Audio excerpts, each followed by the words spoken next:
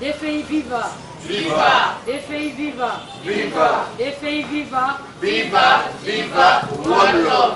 Ah, merci beaucoup. Attention, on a eu qui a ça la bien. Moi, je suis le vent. Balobaka bayaka kotala mutu na matanga maboko pamba te. Il fallait ngana ya faire bino. Mais na bengisi bino kaka. Na yango. Biloko na biso eza wana comme échantillon parce que tout le monde qui toza na toi le quoi na tour Eiffel hein. Biso to na bandal séparé. Moi likolo to kokai ko mema masaki nyonso likolo te. To memi d'échantillon 3 familles sera servies et le reste de famille to servir bino na se. Pour toper sapé ba maman pas cité. Imagine toi escalier yo ozo kita lisusu na saki ya semoule, saki ya loso maman ko toka makasi. Yango na bateli. Biloko na biso ya mwana oyo to ye faire bino on a posé la main pour soutenir bino ya ko esa bino ke moza bino moko to e kolela na bino.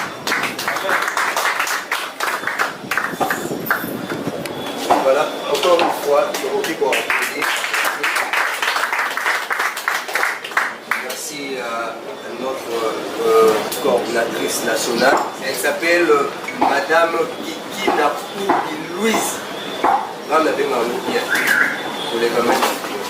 Madame Kiki Napou Louise, c'était notre coordinatrice nationale. En tout cas, merci maman.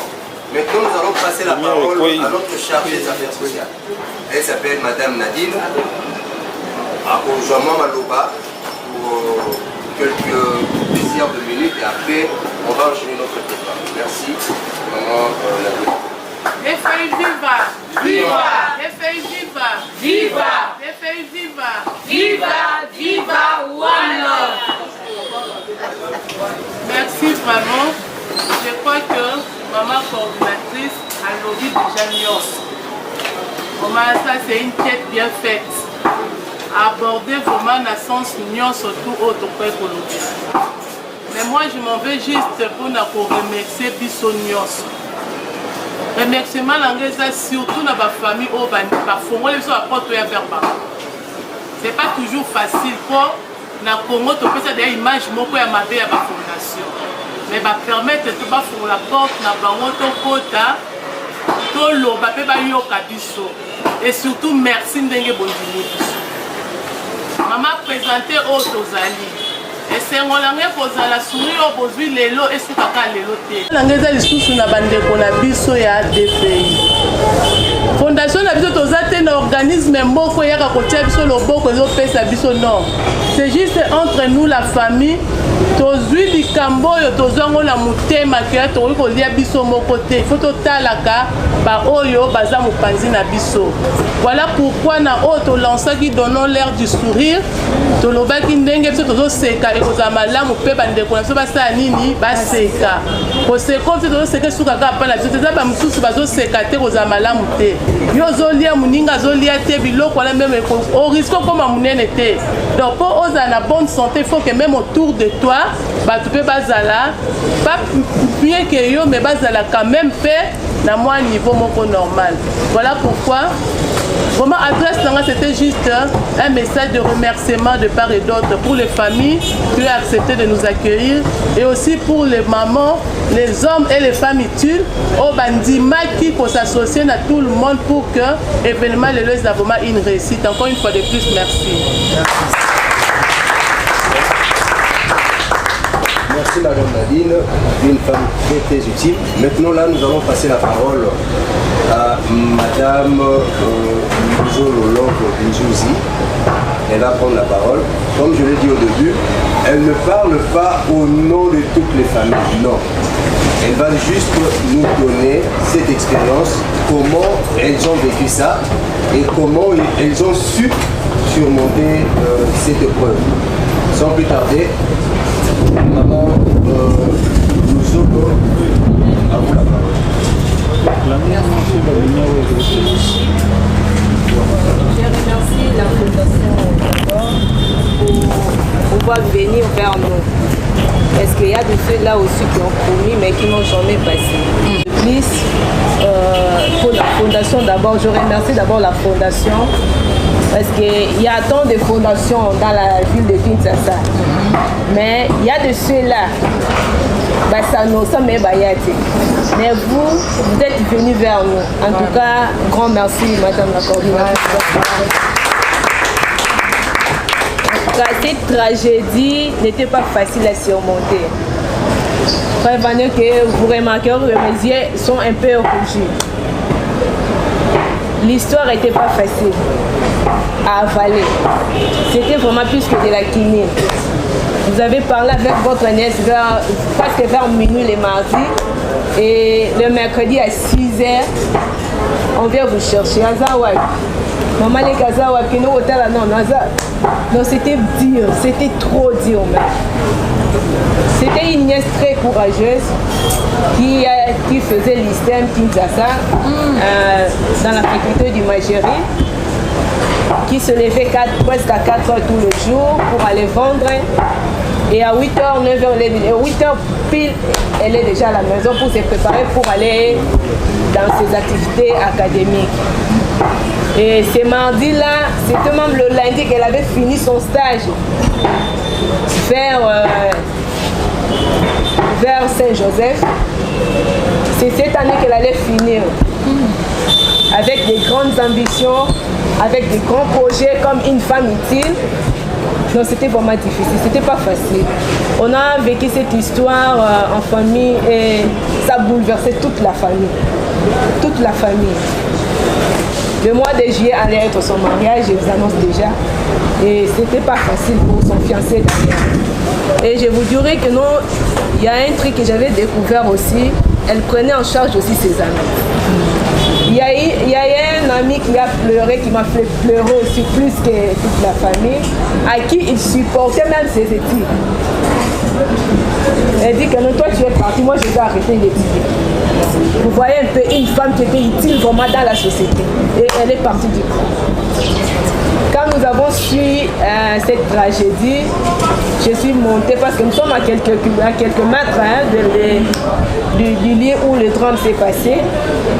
Je suis allée voir Soda Makas par terre. Soda Makas, qu'est-ce qui s'est passé? Avec une banque au rondi matin, moi je suis monté au Kimanaï, à moi je suis joueur au Bétapa. Des petites tailles, mais avec une grande masse là. Mais ce cas de bien, à soi, on a un policier à Potamba, on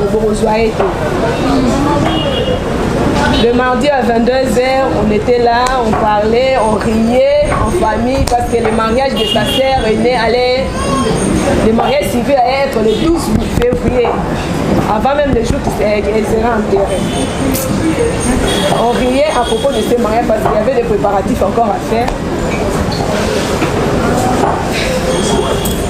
Les mercredis, le matin, sa sœur cadette vient tous les matins. Eh maman, qui n'a kimi nanga. Sans pourtant qu'elle se rende compte que non, ses sœurs aussi sont derrière dans le couloir. D'habitude, elle n'aimait pas se mouiller. Si elle a polé la commerçant, il y a vendu qu'on a polé là. Si vous les aussi, là c'est elle. Eh maman Zoni, maman Zoni, commerçant vend là là a zo gonfler coup on a polé là. Ce que sans pour les signes à sisi et signes qui côté quand ici. Ce que signe était elle. Et là les azamon on a donc c'est comme ça qu'elle est. Quand sa sœur là est venue, moi j'ai pris la douche. Pendant que je prenais la douche, j'entends sa sœur aînée crier en pleurant. Maman est rodinée, maman est rodinée. Qu'est-ce qui se passe? Bon, j'ai fini, je m'habille rapidement. Je descends. Qu'est-ce qu'il y a? Elle est venue, maman. C'est maman, non, maman, non. Qu'est-ce qu'il y a? Qu'est-ce qui se passe? Comme elle est grosse, sa grossesse a avancé vraiment. Elle s'est évanouie. Elle a même pissé sur les habits. Qu'est-ce qui se passe? Je pose la question, la personne ne me répond plus. DFI viva! Viva! DFI viva! Viva! DFI viva! Viva! Viva! One love! Ah, merci beaucoup. Attention, on a eu aucun message à la bien. Moi, je suis Ce monsieur, un préfet ou un directeur est sensible face à cette situation. Qu'est-ce qui manquerait même naïa le bac non en tout cas bon foot à terre. Attends pour cette année. Moi non c'est ta classe. Rejoignez la vision. Rejoignez Debout Femmes Utiles. Raison pour laquelle maman l'avait dit. Nous allons renchérir ce que maman a dit. Liste les cas, nous restons avec le coordonné. Parce que nous visons plus les enfants, non la famille. Biso mabotate, biso bana. Yango bokomona à part bâche na biso oyo tolobitoza de cœur. Na mabota oyo eza ondeye, mais bokomona bâche moko ezali awa balobi protégeons nos enfants et sauvons l'avenir. Tobeta katolo tolobara ke bana baza avenir ya lobi. Mais ceux qui bana ngoto protéger bango te, c'est qu'avenir ekozala susi ya malonga te. Ceux qui te protéger bango lelo, c'est que te sauver avenir ya mboka na biso. Biso bana. Yango bandeko nyonso to sola ki na bango na téléphone te lobaki yo représentant, oui c'est pas un problème, mais bana nde tozo viser. Yango moi muke oyo tango ko pesama eza pour les enfants. Pona bana. Bana bakozwa emeka ko aider bango. Alors to sengi ndenge maman lobaki, la porte est grandement ouverte. Franchement, rejoignez cette vision de Debout Femmes Utiles parce que nous ne pensons pas to kata kaka activité et su kaka na biloko ya kolia. Les enfants vont manger et après demain, il faut qu'il y ait une continuation. Bosunga Fondation Debout Femmes Utiles, n'a vu que naba tom sous maman kozwa, les sous maloba po ameka sous ko marteler pour na ko sala appel ya ndengona. Mais nous sommes arrivés presque à la fin. Maman, pour les familles qui vont prendre le denrée alimentaire comme échantillon, parce que monsieur est en assez, maman lobaki. Donc juste 3 familles kaka par symbole. Après ce qui va passer maman, il y a une structure. Nous allons inviter celle qui structure, hein, Union et ma famille sinistrée. C'est maintenant qu'on l'apprend. Alors, on va aussi leur donner la parole à la fin. Question de nous remercier. Et puis, je pense que nous sommes presque à la fin. Juste après, bandeko bazana ba photo, ba kosunga biso. Donc, bazo fait ça, moi vidéo, moi photo. Là, je m'adresse directement à notre papa. On est pratiquement à la fin de notre programme. Vraiment, Dengue porte-parole à ça lobby, ngapela sina lobby pour ne pas monopoliser ou éterniser le parole. Nos portes sont grandement ouvertes. Yabino Yango Fondation. Na moi mukie oyo ezo pesama musala ezo mona. Papa, maman, yo zo landangai, nzamba pambola yo ebele. Au monde a causé batté par quelle voie on peut atteindre orphelin moko. Voici la fondation.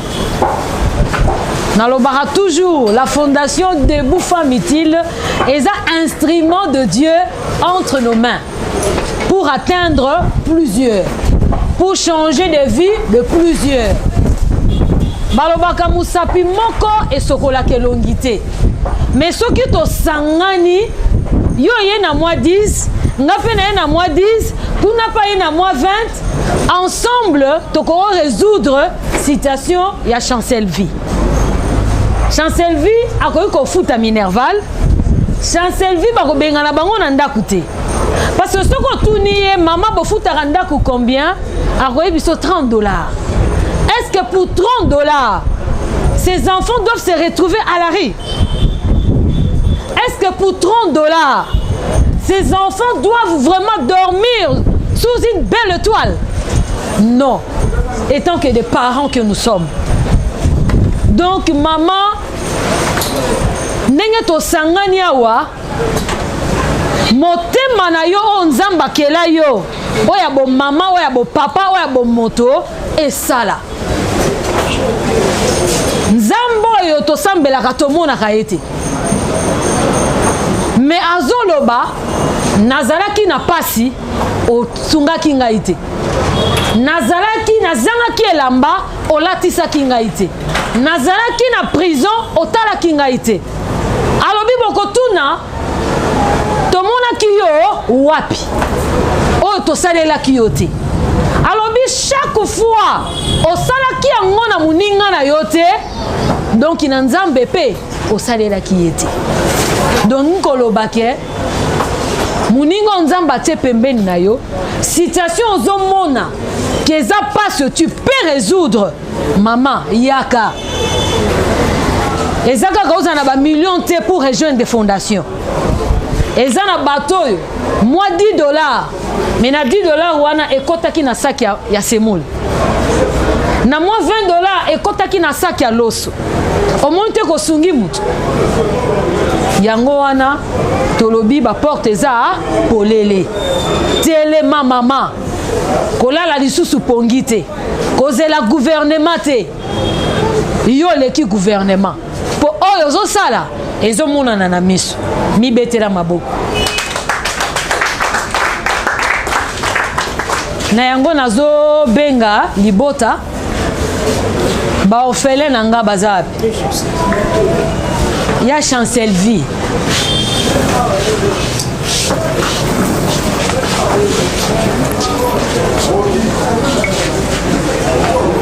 papa où sont les hommes utiles de la fondation Simba chancel vie ya yo angoyo Simba soso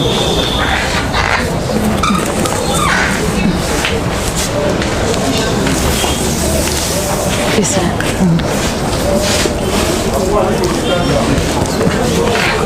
ça c'est pour vous au nom de la fondation Debout Femmes Utiles on vous remet ce vivre et Sungabino bo lela lisusu te boseka boseka mama tozana bino elongo toko continuer ko soutenir bino mama leki yom tozana bana en tout cas batela bana malamu toko sala oyo toko kisu ko sala prochainement nzamba pambola bino ebele ba princesse nzambe nzamba pambola bino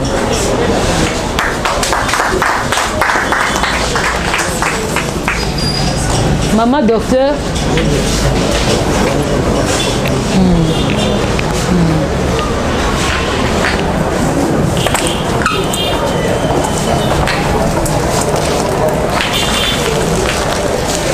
l'héroïne qui est partie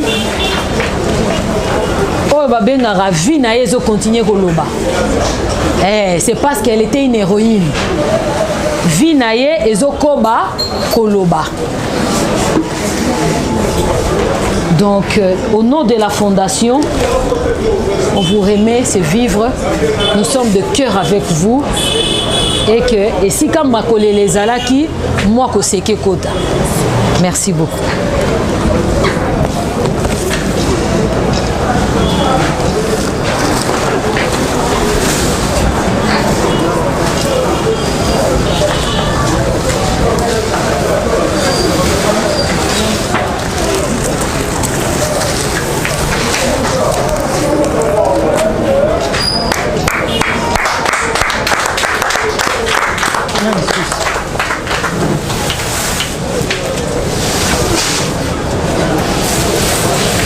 Papa Nzanzi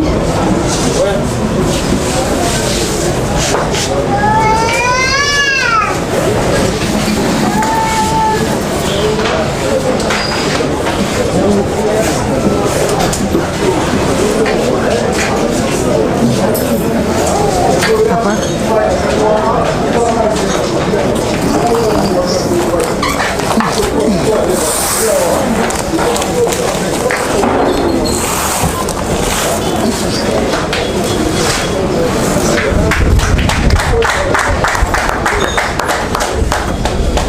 le reste de la famille Ndenge na expliqué Kibino, on pouvait pas tout ramener ici.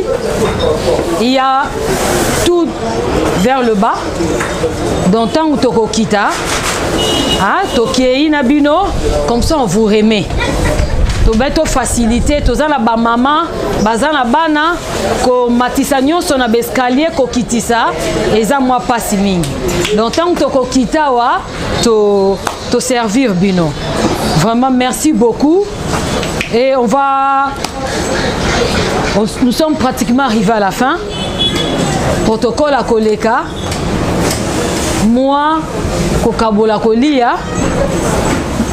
Ba servir bino kozala na précédé à kokende pour to kitambala moko na se to lobaki to eto l'ensemble to pangusa to panzamatang, n'est-ce pas?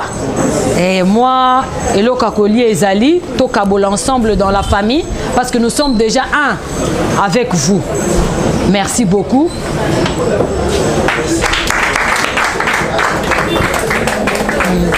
Voilà, merci. Nous sommes pratiquement à la fin. Papa peut venir prendre la parole. Il va parler au nom de cette structure qui est nouvellement, si je peux dire, conçue, a vu le jour, la carte de la circonstance. Alors, voilà. Mais une chose, au cas où vous allez voir, Paul va au service, qui se peut aussi nous apporter. C'est ça qui a peut-être qu'il ne peut pas gagner de temps. Vous voulez faire l'alia, juste la fin peut-être. Mais avant que tu aies tu peux vraiment photo d'ensemble. Merci papa. Bon, merci beaucoup. Que Dieu soit loué. Nazuma Loba na ono ya union des victimes de Matadi Gibala. Merci pour l'invitation oyo DFI et Salibiso pe bengisi biso na kati na oyo esika. Nzambe apambola bino. Bokende pe liboso makasi. Ngana za moko ya responsable état que président ya union. Alors c'est le pasteur Gilles nde tozotambola elongo na ba victime nyoso bazwaki bako. En tout cas merci. Bolemba biso te bo continuer ko soutenir biso parce que coup eza trop dire. Imaginez-vous la kati na biso eza pe na batu mususu baza na lobaki ke na ki moko azo expliquer nga lobi président nga na eba ili sunne nga otika mbongo ya kolia te na yeba ki lisuba makambo ya mikete poso na bimi na sumo eloko na eka pa madame Zwa ya ko bimatongo akekuna ake osala makambo ya sala après quoi na za mona ka bana baliaki moi pe loko muke o mayo to nini basombaki na yeba ki subiloko la ta alors sikoyo na zomona penza na komi penza ndambu moitié donc coup oyo ne sala dire. Et surtout na bana na biso amikawa mama tiki 800 francs alobi bozela na ke wenze bongo landa kuna na 800 francs boso mama pa bongo landa bo ko zombonga biloka ole kenda mama azonga ate. Et moi-même la zela ki o yangai na yebi ke 8h azonga kaza déjà la mesa na tala boazata donc ça là qui passe. Merci pour nayoki thème na biso bokomi wana donner-leur une sourire. Merci lokola bobimi vraiment lokola David na kadi na Bible après quoi kolela matanga bondela salitu matali fois sukola ala tabilamba malamo peut à continuer vie ezali. En tout cas merci pour bino bo penser bo pangisa biso pinzo ya miso mai na miso kasi na osende suka kaka wate bo continuer parce que ni kama za munene pesa passe.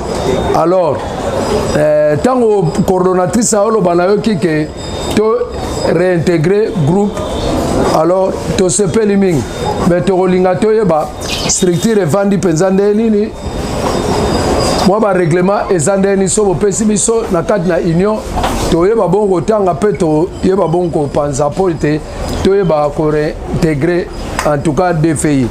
Alors merci mingi DFI bokende liboso DFI bopambolama bosuka kaka ate bo élargir structure na bino pe na ba domaine ebele tika nzambe apambola bino au nom ya ba victime batali bana. Merci.